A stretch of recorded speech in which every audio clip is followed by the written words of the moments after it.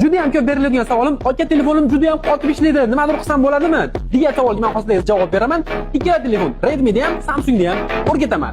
Buning uchun bir dona like, podpiska va kommentariy yozib qo'yish esdan chiqmasin. Shunaqa telefoni qotib ishlaydigan do'stlaringizga bu videoni jo'natib qo'ying. Bir kun kelib sizga ham kerak bo'lib qolishi mumkin. Demak, bosdik. Hozir biz ikkita telefonda, biri Redmi, biri Samsungda ishlatib ko'ramiz. Redmidan boshlaymiz. Qaranglar. Redmi'ni nastroykasiga kiramiz. Nastroykadan bu telefoniga o'tamiz. Bu yerda VC parametrga o'tib, bu yerda versiya menu bor. Xuddi shunisiga bosamiz. 3-4 marta bossak, mana dasturlovchisiz degan yozuv chiqdi. Endi bundan qaytamiz.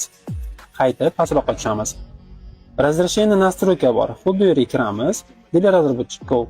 Shunga tushamiz, pastroqqa tushamiz. Mana bu yerda animatsiya okna bor.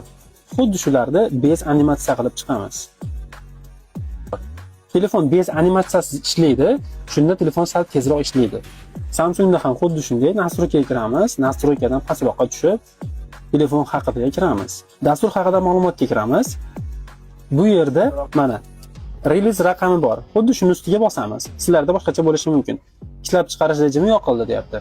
Endi qaytamiz. Mana bu yerda ishlab chiqaruvchiga o'tdingiz. Xuddi shunga kirib, bunda ham eng pastiga tushamiz. Pastroqqa tushib, mana oyna animatsiyasi bor.